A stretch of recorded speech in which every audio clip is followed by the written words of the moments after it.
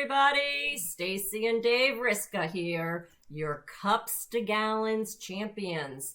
Thanks for tuning in with us. Coffee Talk Live. Dave, how's your day been going? Oh, it's been a day. It's been an ugly, rainy day here in Washington, D.C., so I don't know where you're at, but it was not a nice day here. It was not a nice day. My day was full of acronyms. And maybe you can relate to this in your coffee shop. People probably come in and ramble off either acronyms or a special kind of coffee drink that they love. So I'm going to share with you a funny little story while people are coming on live with us. So a man walks into a coffee shop. He actually sits at the counter and the woman comes up and says, "What would you like? Would you like a cup of coffee?" He's like, "Yeah, with some piss." Welcome to Coffee Talk Live, the show where independent coffee, smoothie, juice bar, ice cream, dessert, and snack shop owners come together to talk shop, learn the best business building and marketing ideas, and have lots of fun along the way. And she's like, "What did you just say?" "Yeah, I want some piss on it, P-I-S-S, with a very stern voice." And the woman walked back and almost started crying. And the manager said, "What's going on?" And she's like, "That man over there was asking me for coffee with some piss in it." So the manager storms over and he's like, "Sir, I understand that you just asked the woman for a cup of coffee with piss in it." He's like, "Yeah, piss. Put in some sugar." Get it? I get it. LOL. All right, here we are, everybody. So today we are talking about marketing that can give you a double punch. That's right. Marketing that packs a double punch. So Dave, when you think about things that go really well together, give me some ideas. Peanut butter and jelly. Ah, that's easy. What else? Coffee and cream. Ah, come on. How about Stacey and Dave? Stacey and Dave. Stacey and Dave.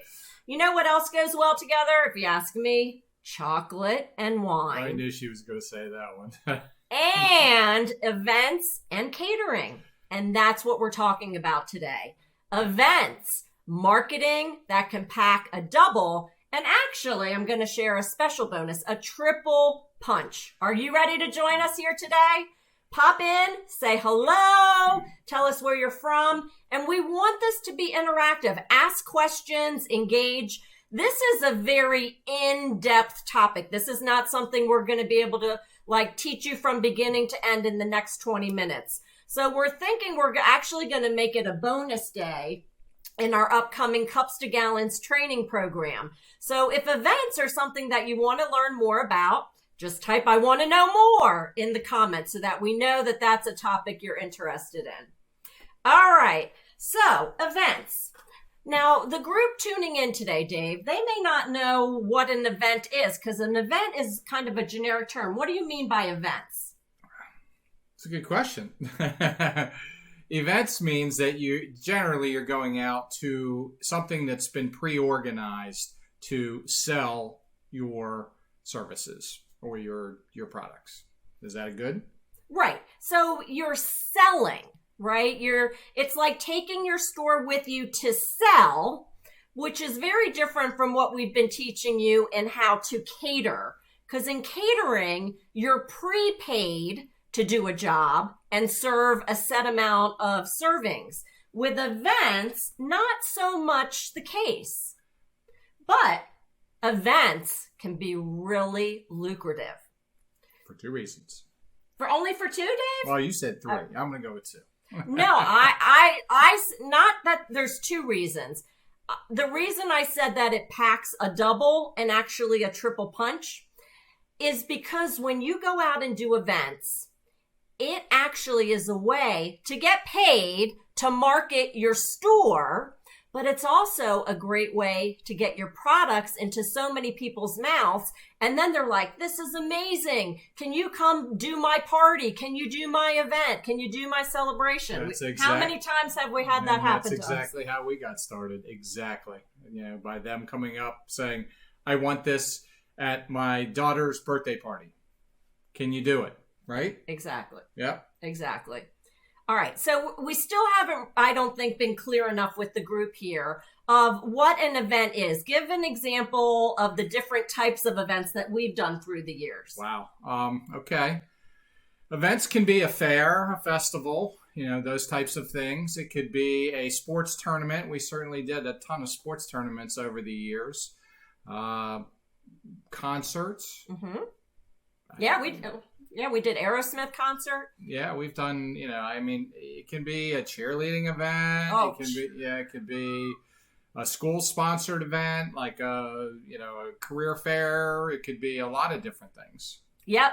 So let's go. I wrote a list of a few of the different types that are our best events. Fairs and festivals, community events, fundraisers, sporting events for sure. Absolutely. Cheerleading events, definitely. Yeah. Schools, pools, churches, health related. See, there are so many different types of events out there that you can actively go out there in your community and make some money.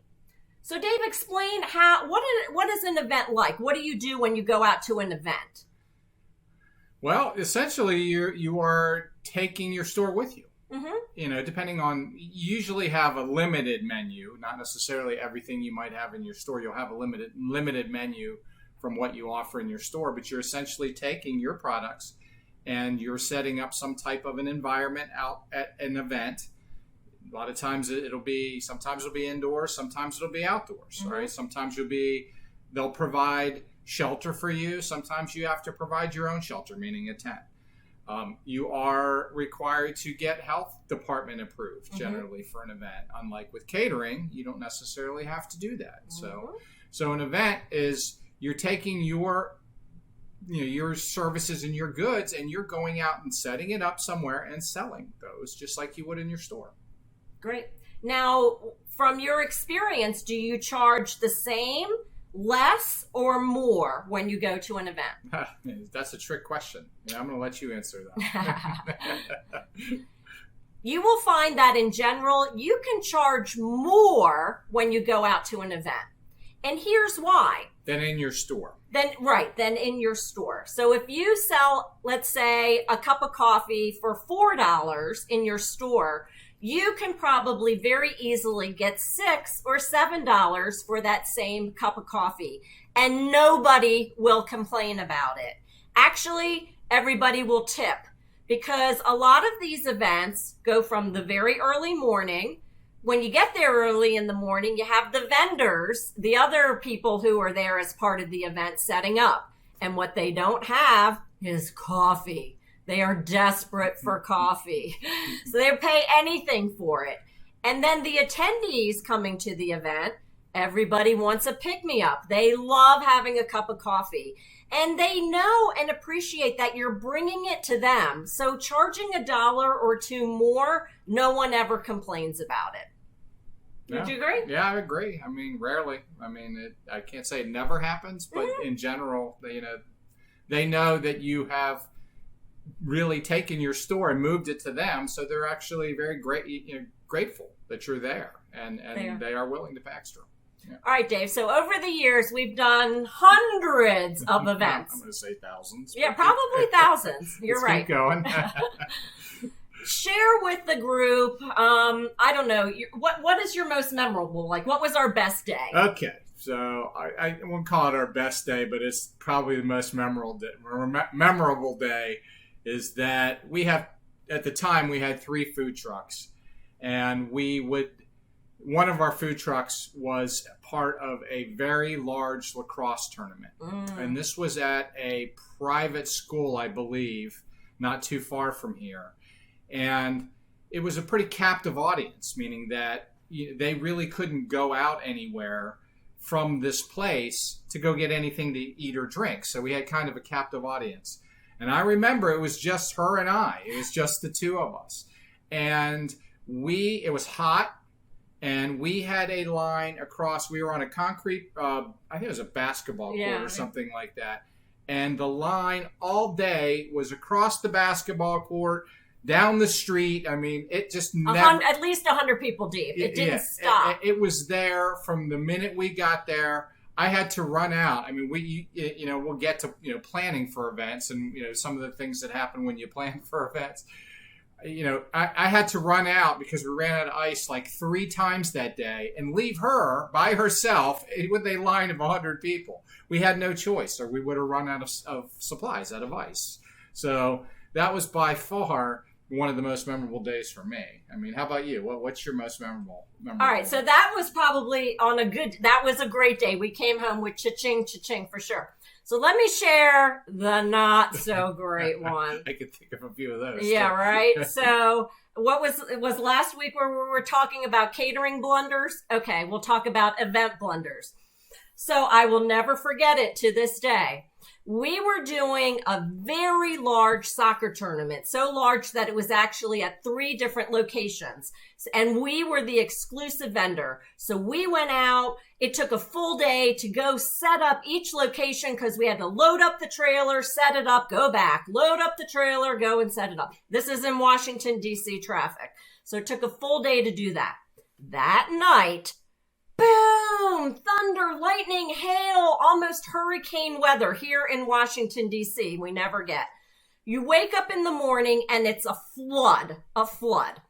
And we go out to the fields and everything is washed out. Tents were blown away. Now, in this case, last time we shared about the tiki bar almost falling over the pier. The tiki bars didn't get ruined, but because they were on flat surface on a soccer field, they sunk in the mud. Everything was ruined. The tournament was canceled. We had to spend all of our time, day, effort trying to load everything up, which was mud soaked, up onto a trailer and do that in reverse 3 times.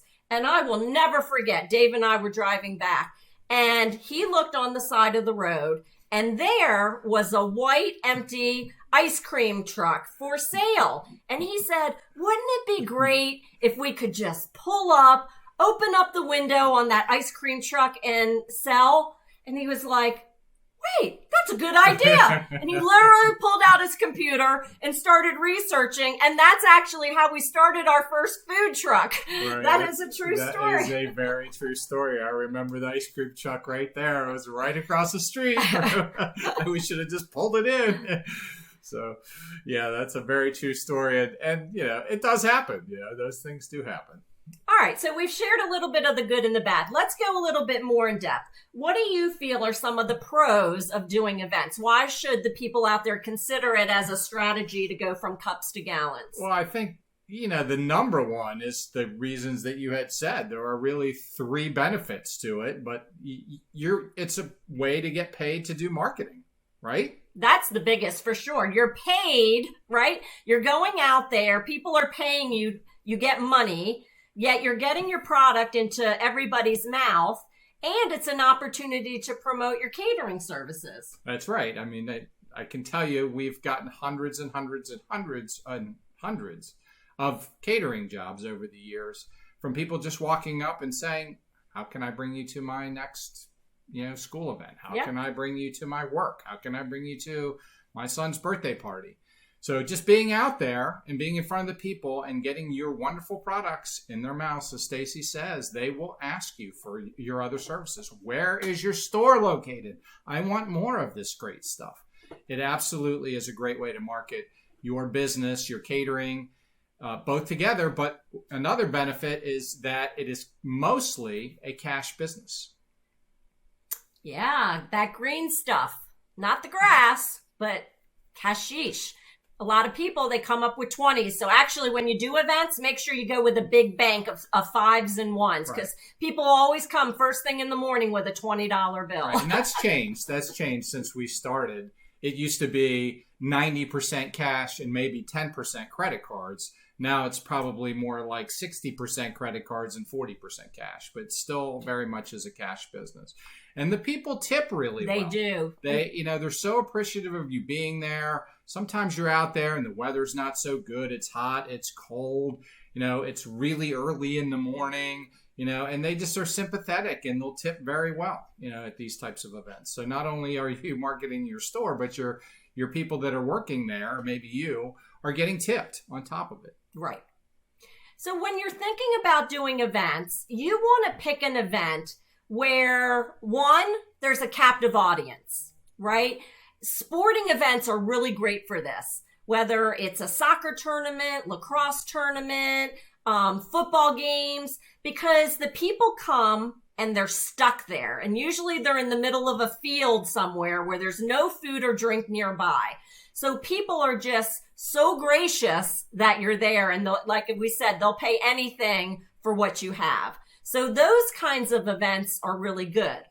On the things to think about side, though, is that when you are doing outside events, weather can be a factor. As Stacey said. Weather can be a factor. We're here in the Washington, D.C. area. So, when you're out there in the middle of winter, you're not going to be selling cold stuff, that you can only do warm stuff. Or when you're in spring, you're dealing with a lot of rain. So make sure you know whether you're dealing with an indoor or an outdoor event. And also make sure that you know who else is going to be there. The last thing you want to do is go find an event that has 4 other coffee shops there and nothing else. This happens quite a bit, right? Because what happens is a lot of these events are organized by volunteers. Correct. Right? Whether it's a pool or a school, somebody got the short stick and had to plan and coordinate volunteers and getting vendors to this event. And usually it's a committee of people and everybody's working together.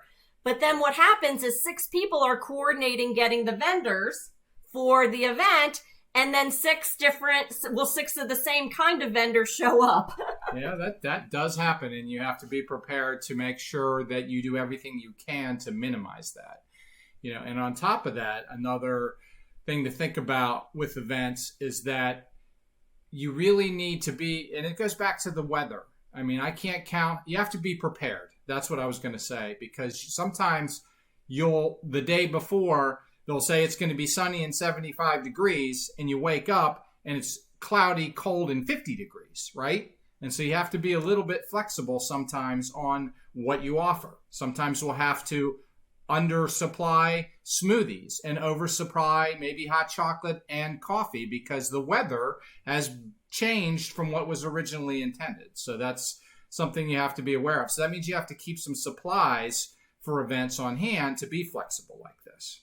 Yeah, absolutely. So I'm going to check in with the group over here. I say, we have Coffee Kimberly, who's I'm not sure if she's calling me the teacher's pet, you the teacher's pet. Coffee Kimberly, are you the teacher's pet? Thanks for being here today. You're on Insta and Facebook. All right, we've got Coffee Kimberly wants to know more about the event training. Dwayne, I love the idea of events, but how do you maximize profit when you host free events? You love the idea of events. How do you maximize profit when you host free events? So I'm guessing that when you say you're hosting, and you say it in quotes, free events, I may need a little bit more information. Do you mean that you're having events in your coffee shop? So, because that's a model as well. Like we've worked with, we do coaching, and we've helped a lot of dessert shops and coffee shops train them how to do events in their store. So you may want to partner with local businesses and do like a wine and chocolate and coffee pairing. That's really popular. Right, so I'm not sure if you mean events in your store, or there actually are events where you go out and you may not necessarily be selling. So for example, we've done events and sometimes we'll donate our services. It may be for like a 5K run or walk, or the Humane Society does an event. Like we're very passionate about helping animal organizations. So we'll comp our coffee. So I'm not sure if you're asking, like, because we're doing it for free, how do we get benefit out of that? So I'm going to check back in and see what you have to say. Do you think customers are willing to pay a premium for drip coffee? Yes. I'll tell you why. Absolutely. Here's how you get them to pay a premium. You bring all different kinds of creamers and you bring all different kinds of syrups. People love being able to create their own mini foo-foo coffee, even if you're not bringing a full espresso machine. So for a lot of these events we've been talking about today, whether it's pools, schools, or the sporting events, we're actually not bringing out our mobile espresso machine. We are only doing drip coffee. That's right. Right. But because we'll just set up a little station outside that has syrups where they can pump themselves and sugars, all different kinds of sugars and creamers. Different milks and yeah. creamers. To them, they're thrilled. And you know what they're most thrilled about? Okay, no, I don't. Half and half. Half and half. That makes them thrilled because we do this big swim meet every year and people are just so thrilled to get our coffee and they always say, you guys have half and half. Because the people who used to do it before we came in, it's like that dried, powdery crap. And they would like stay up all night, putting it in a percolator, trying to make it hot to have big batches of coffee ready in the morning. And it tasted burnt and horrible or watered down. So yes, you can absolutely charge a premium price for drip coffee. We charge $2 for a small, which is a 10-ounce cup, and $3 for a large, which is a 16-ounce cup. So it's a premium to what you would normally pay at a coffee shop. And then they always tip at least $1 in the jar. Agreed? Agreed. Yeah. All right, let me check in and see if we've got other questions. I think that's it for questions. All right, so let's close this out. What does all this have to do with catering? So events is one strategy to go from cups to gallons, but we want you to use it as an additional business model. The way that you use events to get more catering business is to make sure that you have a sign where you are that lets people know that you cater. We have a little sign on an 8.5 by 11 piece of paper that we tape to our station, whether that's the tiki bar or the truck, and just lets people know we cater. So people say, oh, you cater. Can I get one of your flyers or one of your cards? We have little brochures that we put out so people can grab a brochure. We have business cards always with us. The employees know they're always asked for business cards. So make sure that you're leveraging as much as you can events as a way to get catering business. Now, one thing that you could do is you could have a contest, right? From people who are at the event. We've done this before where we'll whip out a pad and have them like our Facebook page, and anybody then gets entered for a drawing for a free catering job, because you want to do it as list building. You want to get their contact information. So there's a lot of opportunities. For those types of cross-marketing types of things. I'm just checking in here for a second. So Dwayne, I think, was clarifying. What I meant free event is that my business partner and I are hosting a free marketing coffee tasting event. Okay. We don't have a coffee shop yet, but we are paying money to rent venues to host our events. Cost of coffee, sugars, creamers, etc. I really appreciate your info. Okay, so let me make sure I understand this. You don't have a coffee shop, but you're hosting events for free coffee tasting. Perhaps you might be a roaster or sell beans. I'm unsure at this point.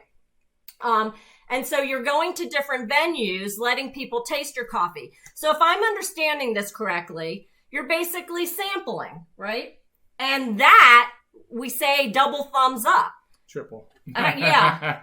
Triple. Because you want to get your products into more people's mouths. So Dwayne, you actually bring up a good point about events. So sometimes you may go out to an event and in the beginning, you're kind of twiddling your thumbs. People aren't coming up and buying stuff. Now that may be because they ate before they came or they already had their morning coffee. But a lot of times It's because they don't know you, right? You're a local mom and pop. They may not have heard of you before. And so sometimes people are a little bit hesitant to pay $5, $7, $8 for something when they're not really sure they're going to like it. So what we learned to do was to sample. Absolutely. We will actually send our employees out there first thing with a tray of little samples. And I see our sample cups over there. And we sample and let people taste. And because everybody loves something for free. And once they taste it, they may not even necessarily buy it, but they always come back later and they say, oh, I got your sample, Because think about it. When you go to Sam's Club or when you go to Costco, what are they always doing? They're sampling, and they do a great job at it. They absolutely do. We buy everything they sample. Pretty much. We're suckers for sampling. So absolutely sample. Don't be cheap. Don't worry about giving things away for free. Now, if you are going at, whether it's your coffee shop, you're hosting an event, you're at an outside event, like some of the examples we've given you today, or you're going to other people's businesses to host an event, always bring your catering information with you, right? You want it to be more than just giving away free product. Have a brochure, have your business cards, have some information, give people a reason why they should do business with you. Yep, absolutely. Tell them your story. Yeah. Tell them your story, exactly. Well, actually, I was talking with somebody today, and they told me that one of their best marketing strategies is they have these little, business cards that say, get a free cup of coffee on me. And whenever they're at the grocery store or the library, the gas station, wherever they are, they hand out these cards to people in their area. Because who doesn't love a free cup of coffee, right? So instead of wasting money on Facebook ads and, spending all this money to bring people in, just handing somebody in your area a simple card that gives them a free cup of coffee will more than reap the dividends for you. I think that's a good way to end, right, Dave? I think it is. All right, everybody. Thanks for tuning in. Again, we're Dave and Stacey Riska, your Cups to Gallons champions. Thank you, everybody who's been ordering a free copy of our book, Cups to Gallons. If you haven't got your copy yet, cupstogallons.com/book.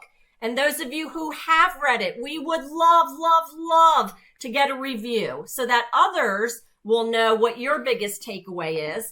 I have to defer to Digital Dave, but I believe the URL is cupstogallons.com/book-reviews. Is that correct? Cups to Gallons /reviews. Just reviews. No book. cupstogallons.com/reviews. Right. Yes? Yeah, I believe so, yes. All right, there you go. Thanks, everybody, for tuning in. We are your Cups to Gallons champions, here to help you go from cups to gallons. Have a good evening, everybody. Take care.